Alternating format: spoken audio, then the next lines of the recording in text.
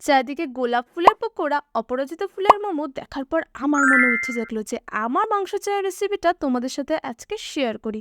তো এই এমন এক চা আমি জানি তোমরা আগে কখনো খাওনি। তো চলো রেসিপিটা দেখে নিই। তো প্রথমেই নিয়ে নিতে হবে একটা ক্যান, আর তার মধ্যে নিয়ে নিতে হবে পরিমাণ মতো জল।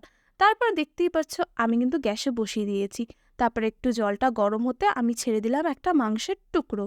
তো আমি কিন্তু এখানে একটা পাঁঠার মাংসের টুকরো নিয়েছি।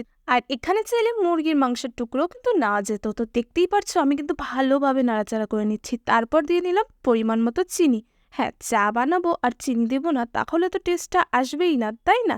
তারপর দেখো আবার ভালোভাবে নেড়েচেড়ে নেড়েচেড়ে নিতে হবে। তারপর তোমাদের চলো দেখাই। দেখতেই পারছো মাংসটা এখনও ঠিকঠাকভাবে সেদ্ধ হয়নি। তারপর দিয়ে দিলাম চা পাতা। এবার চা পাতা দিয়ে নাড়াচাড়া করতে করতে মোটামুটি মাংসটা খুব ভালোভাবেই সেদ্ধ হয়ে যাবে। তো তারপর চলো দেখাচ্ছি। এই দেখো কতটা মাংসটা জুসি হয়েছে, আমার তো এখন দেখেই লোভ লাগছে। তারপর চলো এটা কাপে ঢেলে নিই। এবার কাপে ঢেলে নেওয়ার পর যেই মাংসের টুকরোটা থাকবে সেটাও কিন্তু আবার চা দিতে হবে, কারণ চায় না দিলে সেই টেস্টটাই কিন্তু আসবে না। আর দেখতে পারছো কি সুন্দর লাগছে দেখতে। তার মধ্যেই দেখি একটা কলিং বেল বেজে উঠলো। ও মা, গিয়ে দেখি আমার বডিগার্ড চলে এসছে।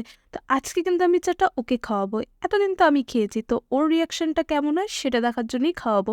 তো দিয়ে দিলাম ওকে চাটা। আর দেখে ও কিন্তু বুঝতেই পারছিল না এটা আবার কি। আমি তাই ওকে বুঝিয়ে বললাম এটা হচ্ছে মাংস চা।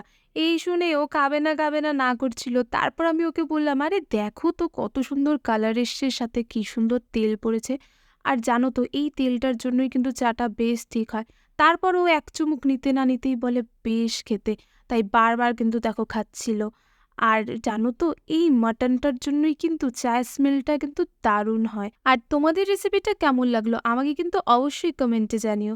আর দেখা হচ্ছে আবার নতুন কোনো ভিডিওতে। ততক্ষণের জন্য টাটা।